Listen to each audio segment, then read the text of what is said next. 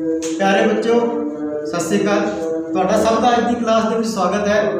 अज आपां जिहड़ी पिछली क्लास के ओम का नियम किया सी उसनूं क्रिया के राही एक्टिविटी के राही डिराइव करांगे, तरीके करके वेखांगे कि वाकई ही ओम का नियम उस तरीके लागू होंदा या नहीं होंदा। तो पहला आपां थोड़ा जिहा ओम का नियम डिस्कस कर लेंदे आ। ओम का नियम कहता है कि किसी चालक, कोई भी चालक है, आप मान के चलो कोई चालक तार है या रेजिस्टेंस है कोई भी, इस दे विचों वग रही करंट जिहड़ी आई है वो इस दे सिरिਆਂ ਦੇ ਉੱਤੇ मान लो इस दे विचों कोई एमीटर ਆਪਾਂ ਲਗਾਉਂਦੇ ਆ ਤੇ ਇਸ ਦੇ ਵਿੱਚੋਂ आई करंट वग रही है ਤਾਂ ਉਹ ਇਸ ਦੇ ਸਿਰਿਆਂ ਤੇ ਲੱਗੇ ਹੋਏ पोटेंशियल अंतर ਦੇ समानुपाती ਹੁੰਦੀ है। यानी कि आई जिहड़ी है वो डायरेक्टली प्रोपोर्शनल टू V है ਜਾਂ V जिहड़ा है डायरेक्टली प्रोपोर्शनल टू I है। ये अपने को ओम का नियम सी। ਤਾਂ ਇੱਥੇ ਆਪਾਂ ਇਹਨੂੰ ਜਦੋਂ ਬਰਾਬਰ ਦੀ ਫਾਰਮ ਦੇ ਵਿੱਚ ਇਸ ਫਾਰਮੂਲਾ ਲੈ ਕੇ ਆਉਂਦੇ ਆ ਤਾਂ ਇਹ ਆਪਣੇ ਕੋਲ V = RI ਬਣ ਜਾਂਦਾ ਹੈ।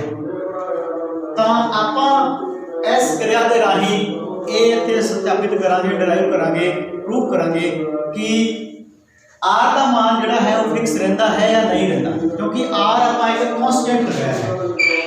एक ही है एक कांस्टेंट है, ये फिक्स रहेगा। ठीक है, V का मान चेंज करांगे उस अनुपात के विच I का मान चेंज होता है या नहीं होता, R का मान फिक्स रहता है या नहीं रहता। इस नूं आपां क्रिया दे राहीं करके देखते हैं। ओम का नियम जेकर R का मान जिहड़ा है बार बार जो रीडिंग लवांगे आपां 2 या 3 सारी रीडिंग्स के विच जेकर R का मान सेम रहता है तो आपां कह सकते हैं कि ओम का नियम इत्थे लागू होता है पूर्ण तौर पर। उस अनुपात के विच आई बढ़ती है जिस अनुपात से आपां वोल्टेज या V बता रहे हैं, पोटेंशियल अंतर जिस आपां अनुपात के विच बता रहे हैं, क्योंकि ये दोनों समानुपाती है। जिस अनुपात से V बढ़ावांगे उस अनुपात से आई बढ़नी जरूरी है। वो बढ़ रही है कि नहीं बढ़ रही, वो आपां क्रिया करके देखते हैं। तो बच्चों ये अपने कोल ओम के नियम नूं सिद्ध करने के लिए ऑपरेटस है, लिखा उत्ते ओम ज लॉ ऑपरेटस तुसीं वेख सकते हो। ये अपने कोल बैटरी एलिमिनेटर है जिहड़ा कि आपां नूं बैटरी वर्गा करंट दिंदा है। इस दे आ प्लस रेड वाला जिहड़ा है टर्मिनल प्लस करंट दिंदा है ते ब्लैक वाला जिहड़ा है आपां नूं बैटरी की तरह माइनस करंट दिंदा है। एक तरीके नाल आपां कह सकते हैं ये धन सिरा है बैटरी का, ये ऋण सिरा है एक तरीके नाल। तां ये अपने कोल बैटरी एलिमिनेटर है। ये अपने कोल एक जिथे आर का निशान बनया होया है, जिगजैग लाइन जी बनी है, इतने आप आर एक जोड़ा एक तरीके नाल एक प्रतिरोध जोड़िया होया है। पहला तो ही आपको नहीं पता यह प्रतिरोध कितना है, आप इस प्रतिरोध का मान पता करना है। बार बार रीडिंग लैके कि वो सेम रहिंदा है या चेंज होंदा है, वो आप इत्थे सिद्ध करना है।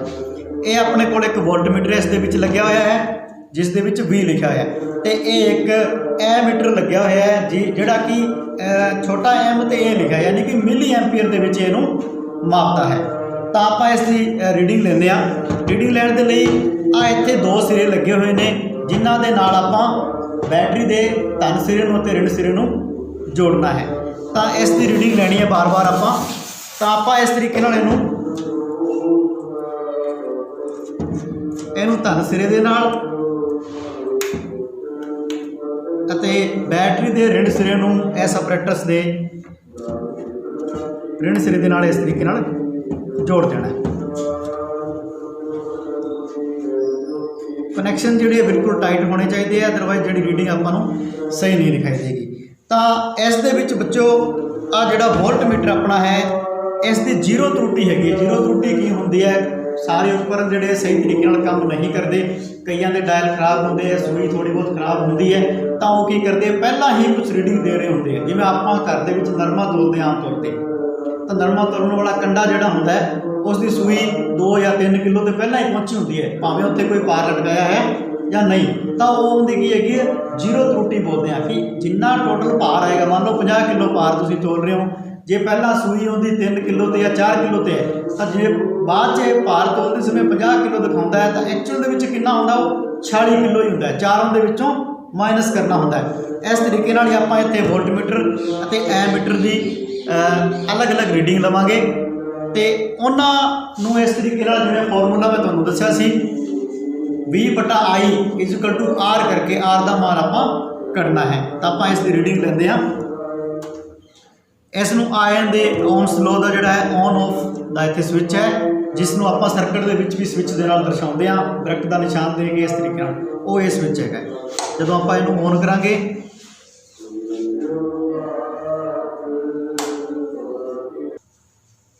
तां बच्चों तुसीं वेख रहे होंगे कि वोल्टमीटर की जिहड़ी है जीरो त्रुटि हैगी है कुछ, जिहड़ी कि आपां नोट कर लैंदे हैं कितनी हैगी है 0.4 वोल्ट है।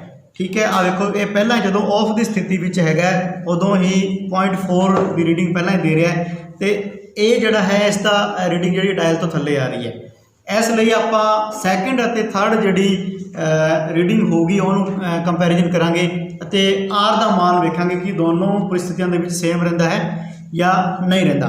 आप इनू ऑन करते हैं तो इहदी पहली रीडिंग जी है वो ले लें। मान के चलो ये है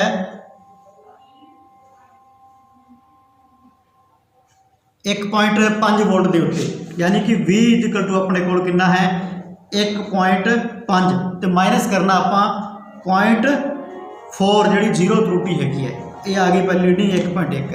तो इसकी अपने को रीडिंग जी है वो आ रही है लगभग 70 आ रही है, 50 60 70 आ रही है लगभग। तुसी शायद कैमरे के ना विखाई देवे। आई जी है V1 और I1 इस तरीके नाल लिख लो, ये कितनी है लगभग 70 मिली एम्पीयर है अपने को। इस तो बाद आप सैकेंड जी है रियोस्टेट तो चेंज करके इसका प्रतिरोध तो आप सैकेंड जी रीडिंग है वो लवांगे। मान के चलो इनू आप कर दें हाँ 2 वोल्ट के उत्ते, V दे विच तुसीं वेख सकते हो सूई 2 वोल्ट पर आ गई, तो V2 अपने को है 2.0 माइनस 0.4, ये आ गया अपने को 1.6 वोल्ट आ गया। V2 कितना आ गया 1.6 वोल्ट। तो तुसीं वेख सकते हो 100 फिर 10 तो 10 तो 20 के विचाले वाली लाइन पर यानी 115 मिली एम्पीयर है। I2 जोड़ा कितना है 115 मिली एम्पीयर है। इस एम्पीयर के विच आपां बाद कन्वर्ट कर लाँगे। थर्ड जी है रीडिंग आप ले लें हाँ 2.5 वोल्ट से कर दिता इनू। V अपने को V3 जोड़ा है तुसीं कह सकते हो कि वो कितना है 2.5 वोल्ट है। तो इस दे विचों आपां जीरो त्रुटि माइनस 0.4 घटावांगे तो 2.1 वोल्ट अपने को V3 आ गया। नैक्सट जी आप इतने की रीडिंग लेने तो ये आती है 160 मिली एम्पीयर, तुसीं वेख सकते हो 160 मिली एम्पीयर। I3 जी है वो कितनी है 160 मिली एम्पीयर है। इस तो बाद बच्चों आप इन्हां दी कैलकुलेशन करके वेखनी है कि वाकया ही R का जिहड़ा मान है यानी कि V और I का अनुपात हमेशा स्थिर रहता है या नहीं रहता, इन्हां दी कैलकुलेशन करके वेखते हैं। तो बच्चों आप जी रीडिंग लई है ऑन दे ऑपरेटर्स तो उस दे विचों सैकेंड और थर्ड क्योंकि पहली जी रीडिंग है उस दे विच उपकरण जोड़े है सही रीडिंग नहीं दे रहे, उन्होंने सूई जी है उन्होंने डायल तो थले है, तो आपको एग्जैक्ट पता नहीं लग पाता कि कितनी रीडिंग आ रही है। तो सैकेंड और थर्ड जी आप रीडिंग लवांगे कैलकुलेशन के लिए। जी अपने को की है V2 वो आई है 2.0 माइनस 0.4, एक ही है जीरो त्रुटि है अपने को आ रही 1.6 वोल्ट। तो I2 जी है वो आ गई अपने को 115 मिली एम्पीयर या तुसीं कह सकते हैं इक्वल टू 0.115 एम्पीयर। एम्पीयर के विच इहनूं कन्वर्ट करना है। तो इस को आप करते हैं आर का मान करते हैं। मान के चलो दूसरी रीडिंग के लिए मैं R2 करते हैं, वो की है V2 बटा I2, V और I का अनुपात है कितना आ गया, ये आया अपने को 1.6 बटा 0.115। आप भाग देंगे हाँ तो लगभग 13 ओम आता है, तुम भाग दे के भी देख सकते हो। उस तो बाद अपने को तीसरी रीडिंग है V3, वो कितनी है 2.5 माइनस 0.4 यानी कि 2.1 वोल्ट है। ठीक है जी। I3 जी है तीसरी यानी I की रीडिंग है मिली एम्पीयर, जिन्हों जो एम्पीयर से कन्वर्ट करांगे कितने आ जाएगी 0.160 एम्पीयर। R3 का मान कटांगे V3/I3, ये आ जाएगा अपने को 2.1/0.160, तो ये भी लगभग 13 ओम ही आउंदा है। ਤੁਸੀਂ ਇਹਨੂੰ ਕੈਲਕੂਲੇਟ ਕਰਕੇ ਵੇਖ ਸਕਦੇ ਹੋ। ਕੈਲਕੂਲੇਟਰ ਦੇ ਵਿੱਚ ਵੀ ਇੰਨੀ ਰੀਡਿੰਗ ਆਪਾਂ ਲਈ ਹੈ ਤੇ ਇੰਨਾ ਹੀ ਆਪਾਂ ਨੂੰ R ਦਾ ਮਾਨ ਪ੍ਰਾਪਤ ਹੋ ਰਿਹਾ ਹੈ। ਯਾਨੀ ਕਿ ਦੋਨੋਂ ਕੰਡੀਸ਼ਨਾਂ ਦੇ ਵਿੱਚ V ਅਤੇ I ਦਾ ਅਨੁਪਾਤ ਜਿਹੜਾ ਕਿ ਕੀ ਹੈਗਾ R ਹੈ, ਉਹ ਸਮਾਨ ਆਪਾਂ ਨੂੰ ਪ੍ਰਾਪਤ ਹੋ ਰਿਹਾ ਹੈ। ਇਸ ਦਾ ਮਤਲਬ ਆਪਾਂ ਕਹਿ ਸਕਦੇ ਹਾਂ ਕਿ ਇਸ ਕੰਡੀਸ਼ਨ ਦੇ ਵਿੱਚ ਜਿਹੜੀ ਕੰਡੀਸ਼ਨ ਇਹਨਾਂ ਨੇ ਦੱਸੀ ਹੈ ਓਮ ਦੇ ਨਿਯਮ ਦੇ ਵਿੱਚ ਕਿ ਕਿਸੇ ਚਾਲਕ ਦੇ ਸਿਰਿਆਂ ਤੇ ਲੱਗਿਆ ਹੋਇਆ ਪੋਟੈਂਸ਼ੀਅਲ ਡਿਫਰੈਂਸ ਜਿਹੜਾ ਹੈ ਉਹ ਉਸ ਦੇ ਵਿੱਚੋਂ ਵਗ ਰਹੀ I ਦੇ ਡਾਇਰੈਕਟਲੀ ਪ੍ਰੋਪੋਰਸ਼ਨਲ ਹੁੰਦਾ ਹੈ, ਜਾਂ ਵਗ ਰਹੀ I ਜਿਹੜੀ ਹੈ ਉਸ ਦੇ ਸਿਰਿਆਂ ਤੇ ਲੱਗੇ ਹੋਏ ਪੋਟੈਂਸ਼ੀਅਲ ਡਿਫਰੈਂਸ ਦੇ समानुपात ਹੁੰਦੀ है। I directly proportional to V और V directly proportional to I, दोनों सेम चीज़ां हैं। तो आप इत्थे इन्हां नूं प्रूव भी किया है। तो बच्चों इस तो बाद आप प्रतिरोधकां दा लड़ी क्रम दे विच संयोजन देखांगे। पहला कल्ले कल्ले प्रतिरोध दा मान आप पता करांगे प्रैक्टिकली। तो जिवें कि अपने कोल फॉर्मूला है R सीरीज RS नाल लिखते हैं, ठीक है, equal to R1 plus R2 plus R3 या R4 R5 जिन्ने भी हो सकते हैं। तो आप देखेंगे कि ये सारे इन्हों का जोड़ जोड़ा है जो लड़ी क्रम के प्रतिरोधकों में जोड़ा जाता है। जिवें मान के चलो आ 3 प्रतिरोध है, इन्हों जो जोड़ते हाँ लड़ी क्रम के इस तरीके तो की होंगे है, इन्होंने प्रतिरोधकों का जोड़ जोड़ा है टोटल प्रतिरोध रूप में प्राप्त होता है या नहीं होता। पहला आपको R1 का मान, R2 का मान और R3 का मान जोड़ा है पता करना है। तो फिर उन्होंने लड़ी के विच जोड़ के आप वेखांगे कि तिन्ना का जोड़ा तुल प्रतिरोध है वो तिन्ना के जोड़ के बराबर आता है या नहीं आता है। आप प्रैक्टिकली इतने एक्टिविटी के राही करने की कोशिश करा। तो बच्चों अपने को ये 3 रजिस्टर ने 3 प्रतिरोधक है ने, इन्हों का आप पहला अलग अलग जोड़ा है मल्टीमीटर की सहायता नाल प्रतिरोध जोड़ा है वो पता करांगे, उस रीडिंग नूं नोट कर लांगे, ठीक है। तो मल्टीमीटर नूं आपां लगभग 2K यानी कि 2000 ओम प्रतिरोध से रखांगे।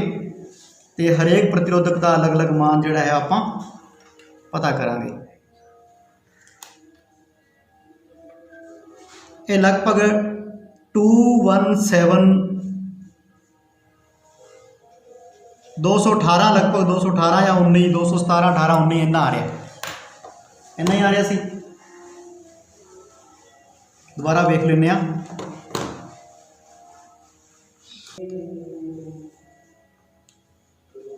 लगभग 218 17 इन्ना आ रहा है, ठीक है। हुण दूसरा प्रतिरोधक लेने उसका कितना आंदा है उन्होंने आप चैक करते हैं। इत्थे इसका भी सेम लगभग 218 ओम जोड़ा है 217 या 218 ओम आ रहा अपने को प्रतिरोध। थर्ड जोड़ा है वो भी ले लें, तीसरे का भी अपने को 217 या 218 ओम लगभग आ रहा। हुण आपां तीनों इन्हां प्रतिरोधकों नूं लड़ी क्रम दे विच जोड़ांगे। अपने को 3 रजिस्टर है इन्हां नूं ते वेखांगे कि तिन्नां दा जिहड़ा प्रतिरोध लड़ी क्रम दे विच जोड़न दे विच भी तिन्नां दे जोड़ के बराबर आता है या नहीं आता। एक ध्यान रखना इन्हां दे कनैक्शन जोड़े है वो बिल्कुल टाइट होने चाहिए, अदरवाइज आपां नूं रीडिंग जी सही नहीं मिलेगी।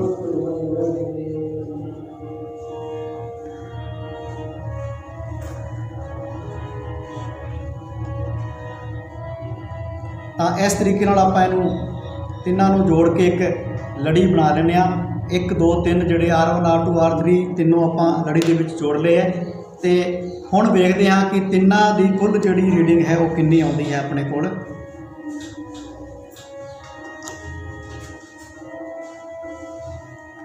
तिन्ना की रीडिंग अपने को आ रही है 650 या 651 लगभग 650 आ रही है, 650 आ रही है। हुण आपां जेकर इहनूं कैलकुलेट करिए देखिए कि किवें आउंदी है। तुसीं वेखिया होना R1 की वैल्यू कितनी 217, R2 की भी कितनी लगभग 217 ओम ਅਤੇ उन्नी ही 217 ओम ਜਿਹੜੀ है R3 ਦੀ, यानी कि तीनों R ਜਿਹੜੇ रजिस्टर अपने कोल ਸੀਗੇ ਉਹ ਸਾਰੇ बराबर ਸੀਗੇ। ਹੁਣ ਤਿੰਨਾਂ ਦਾ ਜੋੜ ਜਦੋਂ ਆਪਾਂ ਕਰਦੇ ਹਾਂ ਕਿੰਨਾ ਆ ਗਿਆ 651 ਤੇ ਉਹਨਾਂ ਹੀ ਆਪਾਂ ਨੂੰ ਰੀਡਿੰਗ ਦੇ ਵਿੱਚ ਪ੍ਰਾਪਤ ਹੋਇਆ है। तो आप इतने कह सकते हैं कि लड़ी क्रम के जो प्रतिरोध में कोई भी प्रतिरोध 2 3 4 जिन्हें भी जोड़ते हैं आप उन्होंने जो कुल प्रतिरोध जोड़ा है या आप रिजल्टेंट जोड़ा आप कहते हैं तुल प्रतिरोध जिन्होंने कह सकते हैं वो सारे प्रतिरोधकों का जोड़ के बराबर होंगे है। तो इन्ना ही आप इतने मल्टीमीटर के रीडिंग के राही 650 या 651 जी है लगभग इसके बराबर रीडिंग आपको प्राप्त हुई है। तो आप कह सकते हैं कि लड़ी क्रम संयोजन के लिए जोड़ा ये फॉर्मूला है ये बिल्कुल सही लागू होंदा है। इस तो बाद आप समांतर क्रम संयोजन के वेखांगे कि समांतर क्रम संयोजन के जोड़ा फॉर्मूला है वो एक्चुअली लागू होंदा है या नहीं होंदा, उन्होंने प्रैक्टिकली आप प्रूव करने की कोशिश करांगे। एक मैं तुहानूं दस दियां इत्थे गल क्लीयर कर दियां कि लड़ी क्रम के जो प्रतिरोधकों को जोड़ते हैं तो सर्किट का कुल प्रतिरोध बड़े तो बड़े प्रतिरोध हम मान के चलो ये तो वैसे बराबर है, लेकिन इतने आप कहिए भी ये 218 सी तो इन्होंने सारे तो बड़ा सीगा इस प्रतिरोध तो ज़्यादा मान आना चाहिए। हमेशा ही ये गल एक जनरली तुसीं नोट करनी है, ध्यान च रखनी है कि कुल प्रतिरोध जोड़ा है वो कितना आना चाहिए, ये मान इस तो ज़्यादा आना चाहिए। तो जो आप इन्होंने प्रतिरोधकों मान लो ये 217 ओम के सेम प्रतिरोधक जोड़े है इन्हों समांतर क्रम के जोड़ांगे तो सर्किट का जोड़ा कुल प्रतिरोध आएगा वो सब तो छोटा मान के चलो इन्हों जो 217 ये छोटा है तो इस तो घट प्रतिरोध आपको प्राप्त होना चाहिए है। जेकर इस तो घट आपको प्रतिरोध प्राप्त हो रहा तो आप कह सकते हैं कि समांतर क्रम के जोड़ा फॉर्मूला आप यूज़ कर रहे हैं समांतर क्रम संयोजन का वो बिल्कुल सही लागू हो रहा है। बच्चों प्रतिरोधकों के समांतर क्रम संयोजन का फॉर्मूला अपने को पहले ही पता है 1/RP इस तरीके आप लिखते हैं, यानी R पैरेलल के 1/R1 plus 1/R2 plus 1/R। ठीक है जी। हुण ये तीनों अपने को रजिस्टर आप उही लवांगे जोड़े सेम अपने को पहला जोड़े आप लड़ी क्रम के लए सी अपने को किन्ने है 1/217 प्लस 1/217 प्लस 1/217 इन्ने आने चाहिए। ठीक है जी। हुण अपने को तुसीं देखो कि इन्ने R1 R2 ते R3 अपने को पहला अलग अलग है। हुण आपां जदों इन्हों समांतर के जोड़ा कितना प्रतिरोध आना चाहिए एलसीएम तुसीं लै लो कितना 217 ही लिया मान लो 1 प्लस 1 प्लस 1। ठीक है जी। इस तरीके हो जाएगा अपने को आ गया 3/217 ये है अपने को 1/R बराबर 3/217 तो R बटा 1 कर दो उठ दो 217/3 लगभग इनू भाग दे लो 72 पॉइंट समथिंग कुछ आना चाहिए, यानी कि 72 के नेड़े तेड़े, यानी कि 71 72 73 इस रेंज के अपने को इन्हें ओम का जोड़ा है प्रतिरोध आना चाहिए। तो आप प्रूव करके देखते हैं कि ये इस तरीके इन्ना ही प्रतिरोध आपको प्राप्त होता है प्रैक्टिकली या नहीं। बच्चों आ जोड़े अपने को पहला 3 प्रतिरोध हैगे सी उन्होंने आप समांतर क्रम के जोड़ लवांगे। पहला लड़ी के जुड़े हुए ने इस तरीके पैरेलल कॉम्बीनेशन के हुण ये तीनों की है ने पैरेलल आ गए ने एक दूसरे के।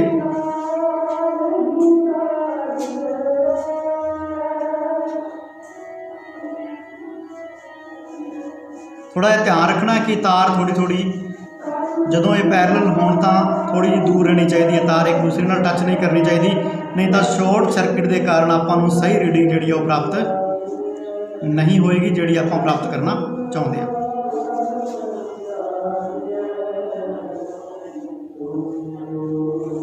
तो इस तरीके नाल इन्हां नूं थोड़ा थोड़ा दूर कर लेना है।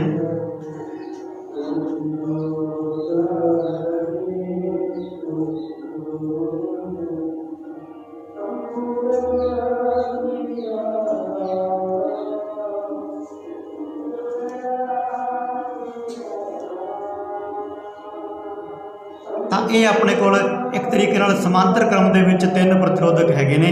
ਹੁਣ ਇਹਨਾਂ ਦੀ ਰੀਡਿੰਗ ਆਪਾਂ ਲੈ ਕੇ ਵੇਖਦੇ ਹਾਂ ਕਿ ਕਿੰਨੀ ਆਉਂਦੀ ਹੈ।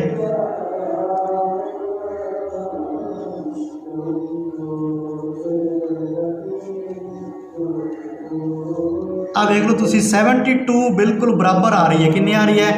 72 72 आ रही है, बिल्कुल तुसी वेख सकते हो।